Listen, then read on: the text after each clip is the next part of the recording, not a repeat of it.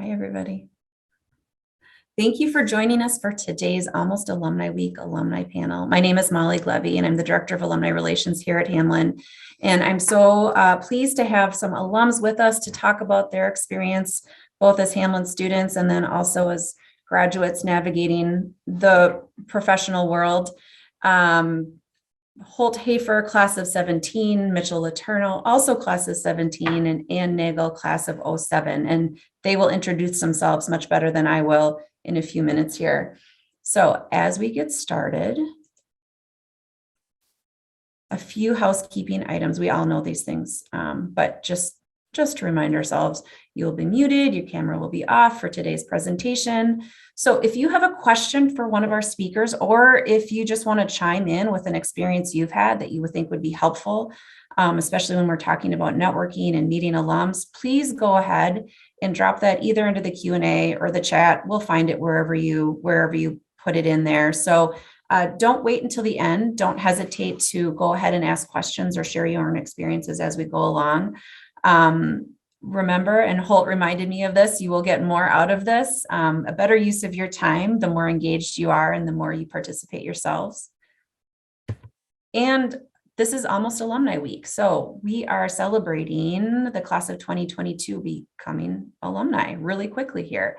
So a few things for you to do, graduating students, update your non-Hamline email address. We've got prizes going on all week, so be sure and do that. Follow Hamline Alumni on Instagram for prizes. There's just a lot of prizes, folks.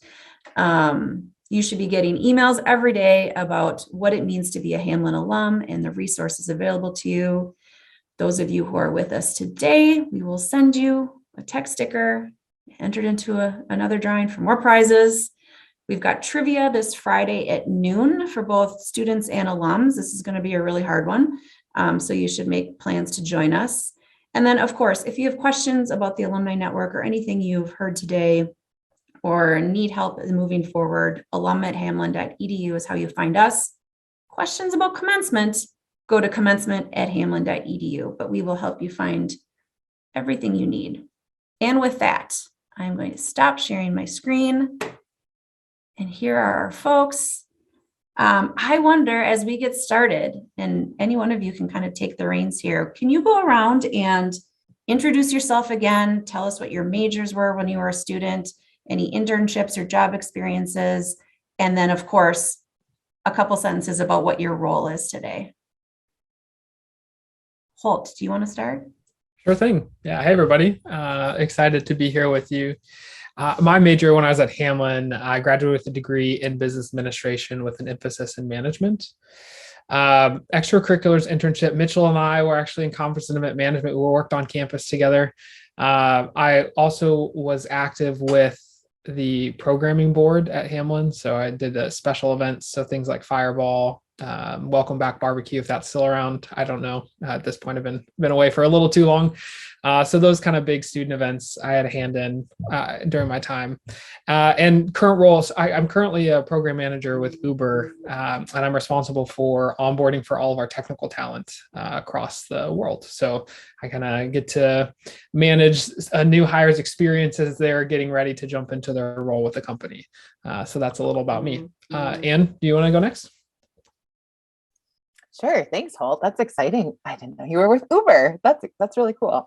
So I'm Ann Ingebrigtsen-Nagel. I graduated a decade before these folks. Oh my goodness. That seems not that long ago that I was on Hamline campus. I also live in the Midway, so it literally was like yesterday. I walk through Hamline all the time. So if you see me, say hi, please. I always love to be around Hamline campus. So plug for the Midway. I graduated in 07 with a degree in chemistry. And at the time it was a certificate in forensic science. I'm not sure what it is right now. My first job out of college was a forensic drug chemist. So I was at the Minnesota Bureau of Criminal Apprehension for 5 years as a drug chemist and a toxicologist. Then I was at the Anoka County Sheriff's Office, which Hamline partnered with for a long time.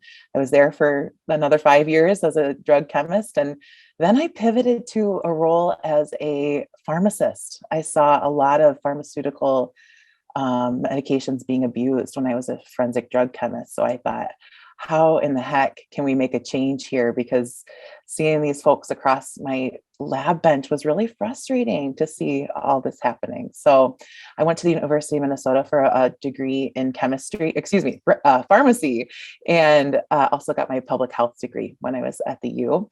And now I'm a pharmacy resident, which means I did a little specialty training after my pharmacy degree. And I'm with the College of Pharmacy. I teach there 2 days a week. And I'm also a pharmacist in the clinics with Health Fairview and Tyra. So that's what I'm doing now. A quick little plug for events that I was involved with as a student was Student Alumni Board, which is perfect for almost Alumni Week to connect with folks. And I use that network. We'll talk about that. And also I think it's called NSM now. We were student SOS leaders back in the day. Another great way to network.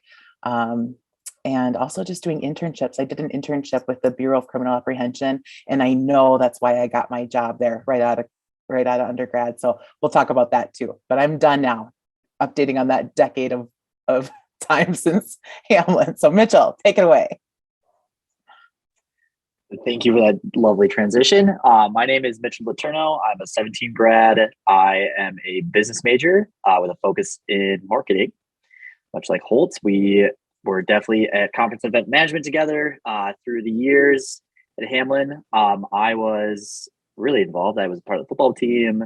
I was a RA. I also was on student alumni board. Woohoo, go, shout out. Everyone should join. It's very important. And, I always found like just random things that I would enjoy doing in Hamline, and always volunteering, because you never know who you'll need to call back one day and who you'll meet. Right now, I work for a company called Dimation. We are an electronics contract manufacturer. So we make circuit boards. So much like anything that's in your computer right now, any type of med device, it probably has gone through my company at one point or another. I think it's just one of those really random things that I never thought I'd get into, but it's super exciting. And, right now I'm the customer experience manager. I'm not really sure what that means. I pretty much work for a really small business, so I have a lot of hats, and I get to do a lot of cool things every day. So that's kind of like my 2 cents there. And I'm just really excited to be here, and I'm really excited to kind of speak to everyone about how networking can potentially change your life. Nice. That's a good setup, Mitchell. So let's just jump right in with advice. What's your top piece of advice that you would offer a graduating college student, personal, professional? And also, I didn't mention this to you guys before, so I apologize, but has your thoughts on that changed at all since the pandemic? Or has COVID and the way the world has changed since COVID changed what you would advise a graduating student? It's okay if not, but what's your top piece of advice? I'm happy to take a crack at it first. My top piece of advice is be strategic. The strategic with who you network with, strategic with the jobs that you apply for, strategic with the skills that you are attempting to build as you're working. That has been really important to me. So when I graduated Hamline, I was applying for job after job after job of things that I was like, oh, this sounds interesting. Like, I'll try it. I ended up applying for, I think, 78 jobs before I got an offer for my first role. And it definitely wasn't my dream job. My first job was just like kind of getting my foot in the water, so to speak. And so that kind of reinforced to me, or helped me learn that, like, while applying to so many jobs is great, if I took some more time, really targeted my resume to the role that I was interested in, and really committed myself to using LinkedIn or the alumni network to find connections within that company, to do informational interviews, or to find someone in the current role and say, hey, do you have another person that I can connect with to learn about the experience of this company? Something like that. Being more strategic really ultimately has helped me further along in my career, and I wish that I had known that sooner. I don't think the pandemic has really changed that advice broadly. It just changed how you go about it. So like pre-pandemic, I'd be like, oh, hey, can I take you out to coffee and just like sit down and get to know you? Whereas now it's like, I've got to find something different. Like, can I send you a gift card to Amazon? Or, maybe like we go and get drinks, but we're in 2 different cities, right? So like, I'll order them something via Uber Eats and we'll just sit down and have a conversation. Like whatever that might be is changed, but I still think the importance of being strategic is there. I actually want to piggyback off of something Holt said in that you don't have to have it all figured out right now. And as someone who's had 2 careers, right? I've had 2 careers that I thought I had my slam dunk dream job right after college. And it was a great gig for a long time.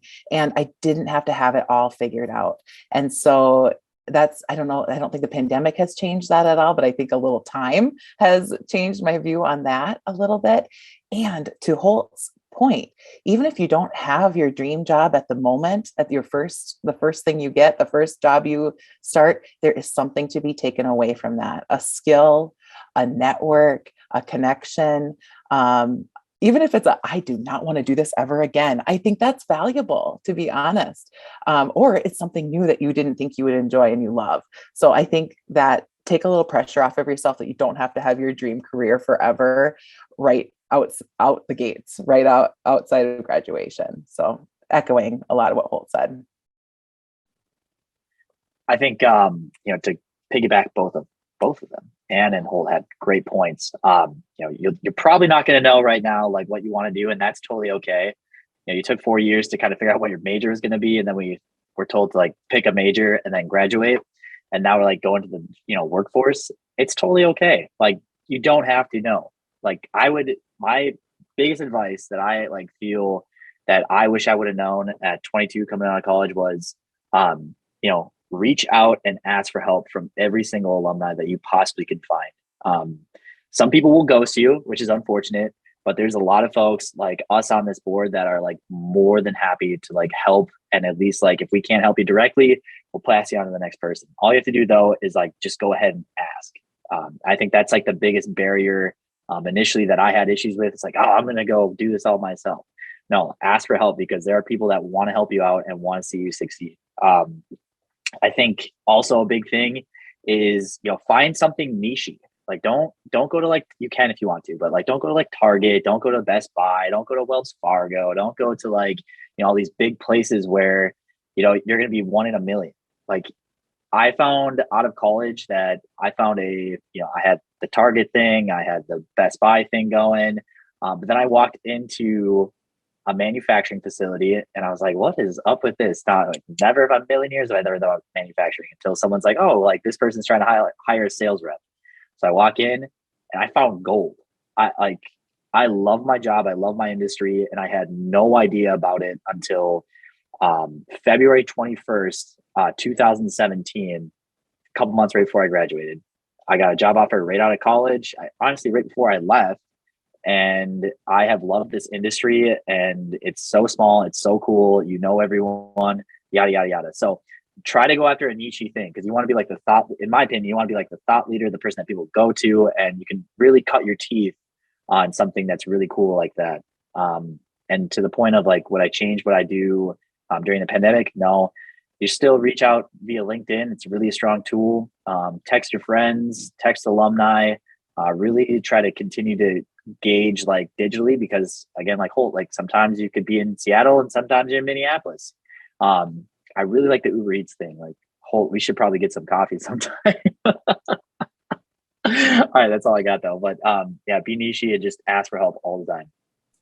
So that was a perfect segue to my next question, which was, if you have an example of how you've used the Hamline Alumni Network specifically, either for your own use and help, or to connect someone else. I can jump right on that, because I have two-way street here, and that I think is a take-home message too. Two-way street. We still use that network 10 years out, still use that network. And I also still connect with students. So and next degree students too. So let me give you a couple examples. First of all, when I was making my transition into pharmacy, I didn't know really a whole lot about pharmacy. I just thought that this would be a great place to maybe make some change, impact, and some good. And I knew a person that was the year ahead of me at Hamline was always interested in pharmacy. And I thought, oh, is Lindsay still doing pharmacy? Reached out to her. We knew each other at Hamline, of course. Everybody knows how small it is, but we just knew each other.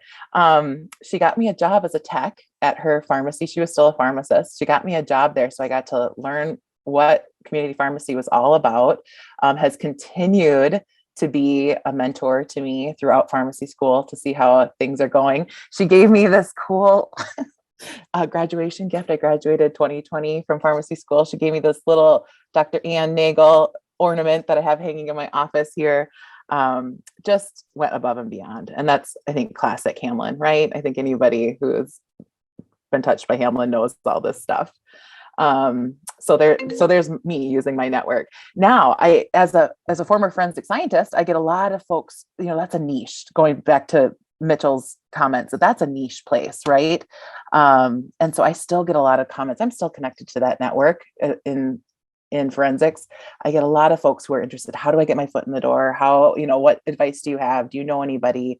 And even colleagues of mine who know people who are trying to get in as a second career, that kind of stuff, all the time. And I think it's a great way to informally just do a little informal interview. It's perfect.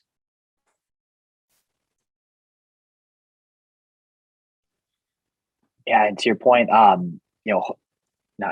bet 10 years, 20 years, 30 years, you'll always like find a network, because it's always kind of fun to be like, hey, where did you go to college? And then someone like perks up and says, oh, I went to Hamline. Like, no way. I did find a lot of that too. I find it every day. I do a lot of different things outside of my job. And a big thing is like coaching football for youth. I found out that the head coach of the team that I was on, Hamline alum, played football. I was like, this is too small. I think my key example that I use every time, like when I'm saying why you should use your Hamline network, is really specifically because like you just never know when a job's going to pop up. I'm not looking for a job. I really love my job, but I'm always open to hearing just like what's going on and like who's looking for what. And maybe I know someone that I can connect. I have a friend who I was his RA his first year, and then we just became friends after that. I normally call him like twice a week, 3 times a week sometimes, on my drive home. And he calls me up and he's like, Mitchell, what do you think about being a buyer? And I'm like, I have no idea what that's about, but what are you doing? He's like, we're trying to hire so and so and so. Like, is this something you're interested in? My response was, no, I'm really happy being this. But, I'm going to a Hamline, not like alumni networking thing. And how trivial is this? We can talk about this. But, you just really have to like continue. This is my buddy, but you just continue to use that network and just find different ways to like continue to talk to people. It's not what you can get today, but it's what potential opportunities do you have in like 5, 6, 7 months, 3 years, 4 years, 10 years down the road. And, you want to be just there to help people. You want to be there to ask questions. But like initially coming out of the gate, like people are going to know, okay, like you're probably going to need a job. You're probably looking for this, but just remember like that moment when you're like, okay, like I asked for this, but now, 7 years later, I have to be like pulling someone across, being like, okay, this is my time to give it back. So I think that's like a really important thing about networking, and especially with networking with your alma mater, such as Hamline. You always want to like pull someone with you if someone helped you out. I think my perspective might be a little bit different. Mitchell and you're both still in the Twin Cities area broadly. Yeah.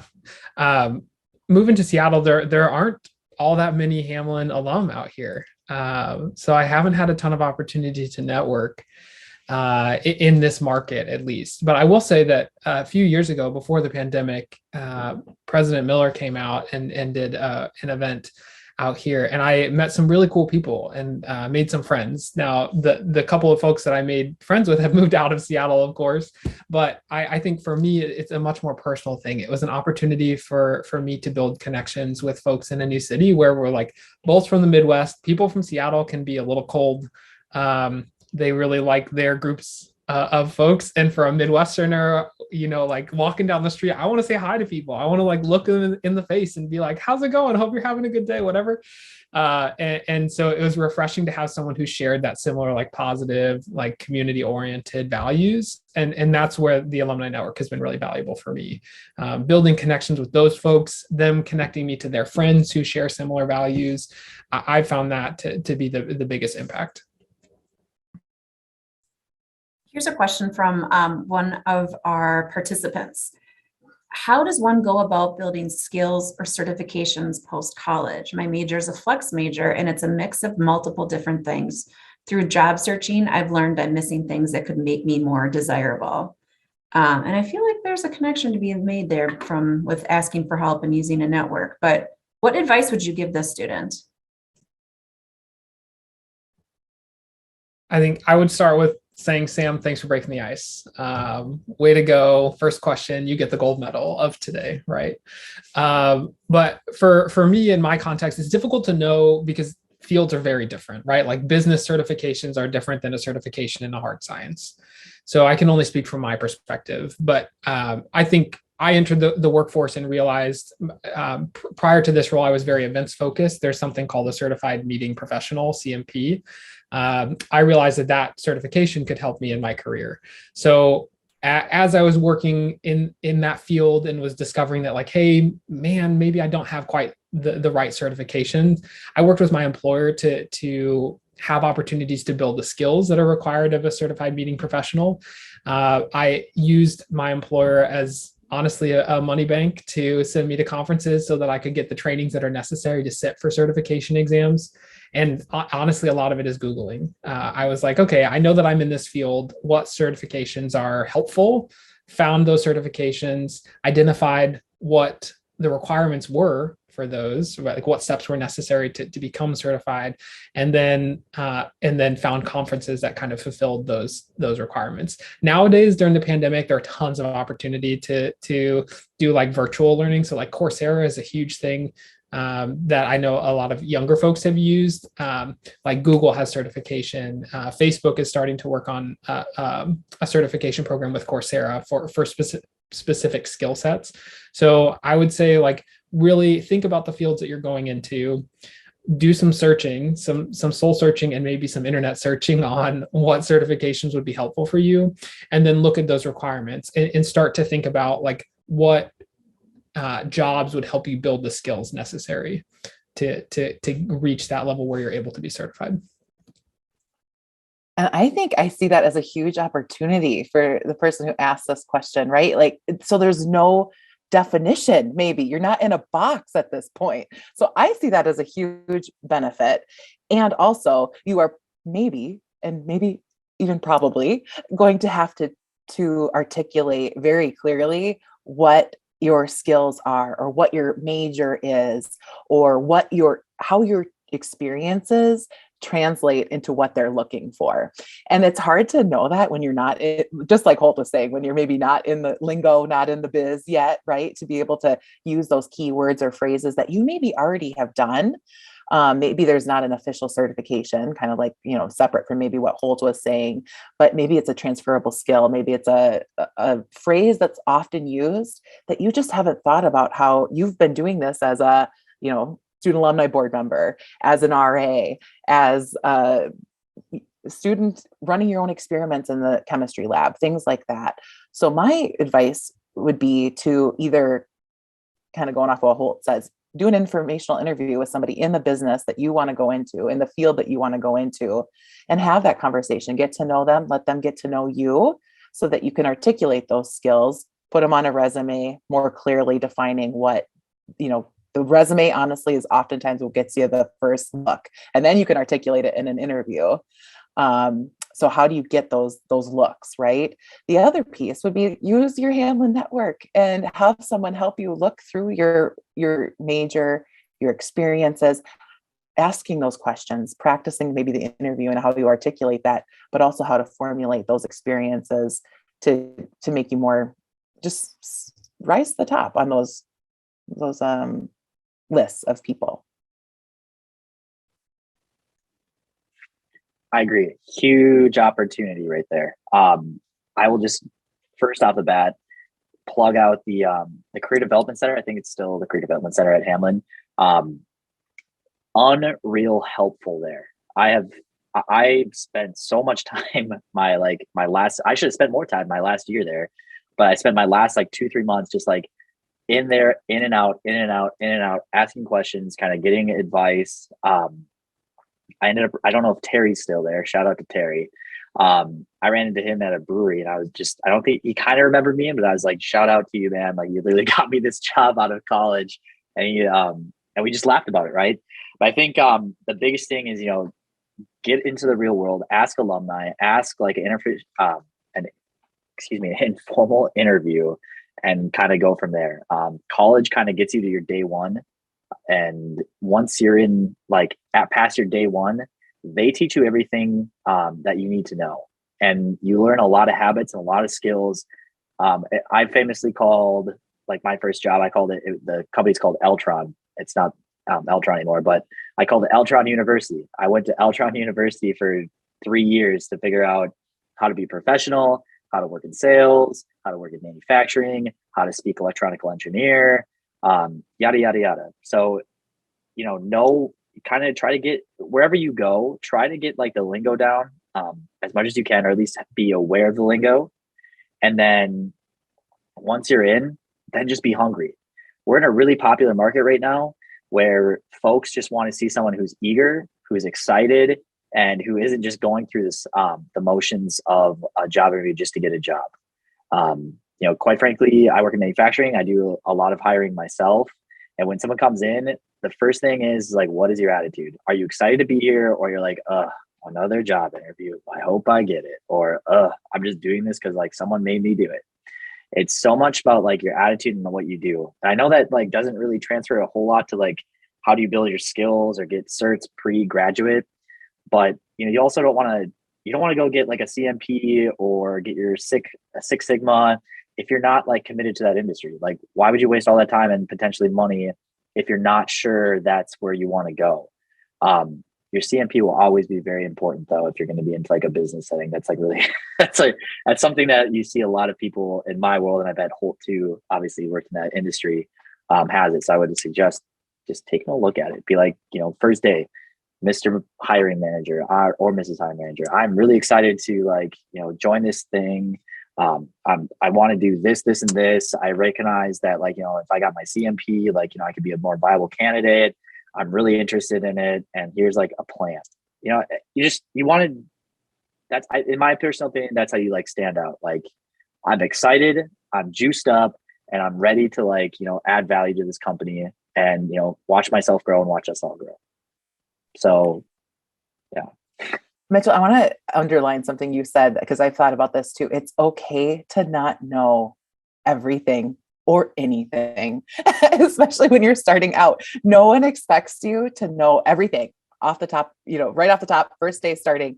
And that is an opportunity, right? That's a diamond in the rough to be able to ask questions and to admit, I don't know this. And I'm excited. I think that was the important point you made. I'm excited to learn more.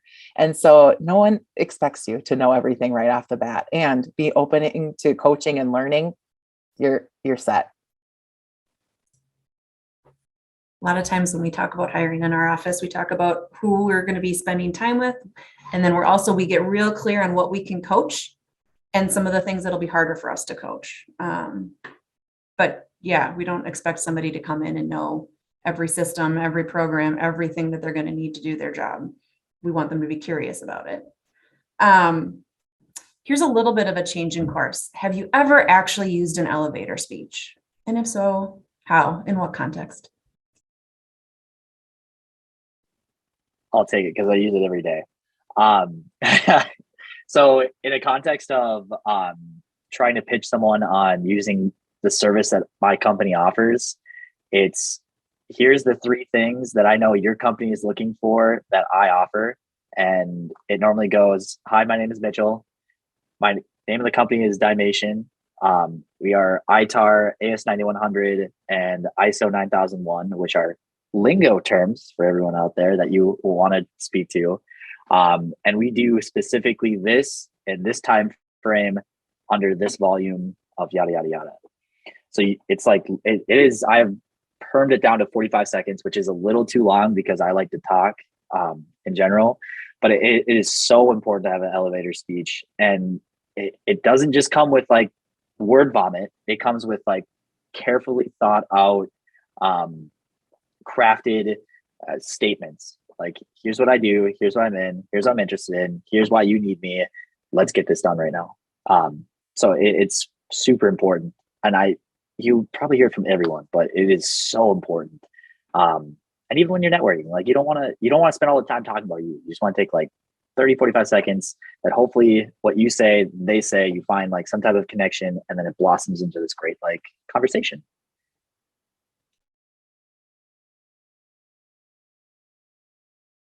Yeah, I use elevator speeches all the time as well. When I was in forensics, that was always, so do you do CSI? It was always the question, right? And so I had a quick 30-second little spiel, like, no, I'm a forensic drug chemist. I'm in the lab. And I could just do it right now for you, but I'll save you. So that was something I used a lot as far as defining what my role is. And so I still do that now. I'm a pharmacist who's actually in primary care. And so very rarely do you see a pharmacist who's in your primary care provider's office. And that's how I start. That's how I start it every time with a new patient, to say, you must be surprised to see me sitting here and meeting with a pharmacist with your primary care provider. I'm here to look at what your medications are indicated. Are they effective, safe, and convenient for you to take? And what questions does that bring up for you? That's all it is. And I do that every day with a new patient. The other place I've been able to use this is when I'm networking. Specifically, I do research as well with the college. And so having a little elevator speech that's introducing your research is a really great way to network and make connections with people who are doing similar research, or you'd like their input on your research, or you're just making small talk. But you can use that elevator speech in a lot of different iterations. And like Mitch said, to be able to hone it and make it powerful, I think is important as well. I feel a bit like the odd duckling. I don't use elevator speeches that often. And the reason being is that I'm not in a role where I'm meeting a ton of people external to the organization. People are basically thrown into my lap, and they get to experience me for 3 to 4 days, up to 2 weeks, depending on their program. And so beyond me just explaining why I'm connecting with them, I don't really use elevator speeches that much. But I did want to touch on something that Mitchell talked about. And I kind of call them off ramps. So when I'm talking to someone, when I'm networking, I'll introduce the role that I play, say, this is my company, this is the job that I do, here's my primary focus. And then I'll have an opportunity for to stop the conversation so that we can change focus to the other person I'm speaking with, or where they can ask me a question to show whether or not they're engaged. I found that to be a better fit for me because I oftentimes, if I have something scripted in my head, the delivery is very dull and bland, and it's just like I'm a robot telling something. But when I'm conversing, when I feel like it's more of a conversation, I can be much more animated about it. So I have a set, like, this is my name, this is what I do, and then I build the conversation around what the other person is interested in. And you've all talked, everything you've all said goes to some preparation, right? And some mix of being authentic and being prepared, which I think it's easy to assume you can't be both of those things, but you really can. I meet a lot of different people in my work in alumni relations and elevator speech. Yes, I also usually have a few questions in my back pocket, not intrusive questions, usually benign questions, but if things get slow, or if I need to move a conversation, or if I need to, keep things going, even having a few questions in your back pocket. And especially when you're networking with Hamline alums, you guys as students always heard me say it could be the easiest networking you do. You have your introductions off the bat. What classes did you take? Where did you live? What professor did you do? This should be, open entry for you with Hamline alums. One or two more sort of specific questions with some examples, and then we'll wrap it up. So a student finds a Hamline alum on LinkedIn. they have something in their background that, that the student really wants to learn about, or young alum, whatever it is. What do they do? Is it appropriate to reach out to somebody you don't know on LinkedIn? How do you do that? Absolutely. You should always reach out. Like Mitchell said, some people are not going to respond, and that sucks. It took me a while to get over that hurt. I'm a very independent person, but the sooner that you realize that a lot of folks are in the workforce are totally willing to help a new grad, totally willing to help someone who shares passion for a particular topic. Like, people are excited and jazzed to work with you. I think reaching out via LinkedIn is tricky because I don't pay for LinkedIn Premium. I don't want the ability to, I would love the ability to send messages to literally anyone that I want with an unlimited number of characters. That'd be great. But it's too expensive for me to pay for. So I always send an invitation, and I always include a note. So I'll say, like, yes, I'd love to connect with you. And then I'll say, hey, your profile caught my eye for this reason. I would love to connect. And then I usually have a specific ask. So if I'm reaching out, I'll say, can I sit down with you and pick your brain for 30 minutes? I'd love to get you coffee. That's something that I've always chosen to do. I don't think you need to have some incentive for someone else, but I think it's best to show appreciation for the time that someone is investing in you. And so I found, coffee is $4 or $5. If I'm being strategic about it, maybe I'm doing one networking thing a week. I can spare $5 a week to show someone that I really appreciate their time and the effort that they're investing in me. So I think the takeaways there, yes, absolutely reach out. When you send an invitation, always include a note and make your ask specific. Can I send you an email with a few questions, or can we sit down for 30 minutes to have a coffee chat, whatever it might be. I have nothing to add. I think that's a great idea. I love it. I don't often go to the specific and 30 minutes asking at the first reach out. I think asking to connect is important because you never know when you're going to use that person in the future, right? Or their connection in the future. So I don't care about a message. I'm going to connect with them and make that connection to, oh, I'm a new grad from Hamline. Any Hamline alum is going to love that. And then I did love the advice, and I always do this too, is ask about something specifically. Tell me more about your job at 3M, something like that. And that can get the ball rolling. And you have to have a thick skin sometimes. That was a good point too. Holt definitely just hit that one right on the nail. You have to have an ask. I think you should, like, hey, I'm looking to learn more about this. I saw this on your LinkedIn. It shows you're interested. It shows you're not just like going through the my network page and just go and just like kind of spamming everyone. And it also shows commitment that you're interested in understanding more about that person. And definitely, like, if anyone ever asks me to like have coffee and have questions, like, I would love to talk about myself. It's like an unfortunate thing sometimes, but I would do anything for pretty much anyone who like gave like an effort to like reach out. And I know a lot of Hamline alumni would do the same as well. And yeah, Holt, blank right on the head. And if you can afford it, get a LinkedIn. Yeah, right. I do premium. Oh, here's another thing that I learned. I'm 37 years old, and here was a great networking tip I learned recently. And maybe it's outside of your Hamline network, maybe not. But we in pharmacy, we go to a lot of professional conferences. And what one of my colleagues does is she looks at who's registered to go, kind of gets an idea who might be attending, and finds someone that she wants to connect with while she's there. If she's having a good day, she'll reach out ahead of the schedule and say, what time? I saw you're going to be at this conference. I would love to buy you coffee, like Holt is saying, and pick your brain about XYZ at some point while we're there.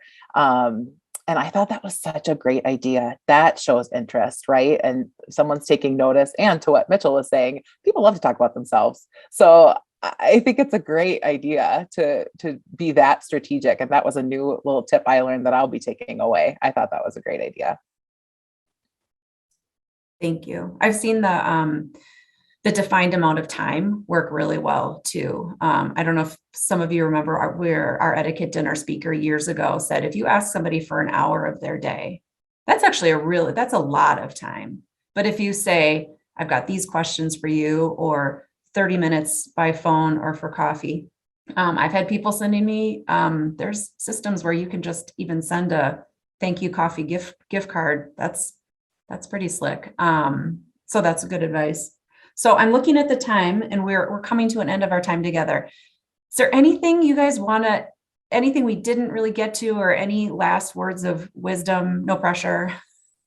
Anything else you want to tell the students and those watching this? I do have one thing that I just want to it probably sums up everything we talked about, is that networking should be authentic to you. And that is different for different folks. And you might need to try a few things and see what works and see what doesn't, and see what it feels comfortable and what doesn't. And that's okay. So an example is myself and my co-resident currently. My networking style is to make connections with folks just kind of in everyday life, asking them those kind of questions, the benign questions, but just learning a little bit about something of my colleagues and their networks, and a little bit every day, kind of informally. My co-resident is the one who looks at the attendance list of pharmacy conferences ahead of time and reaches out and is very strategic with how she reaches out to people, pretty formally and strategically. And that has worked well for both of us. So it's different, and that is fine and well and good. And we maybe wouldn't be able to use each other's systems as well. And that's okay. So I think that my bottom line is to find a networking strategy that works well for you, and try a few different things. And that really works well and would resonate well for you and the people you're connecting with.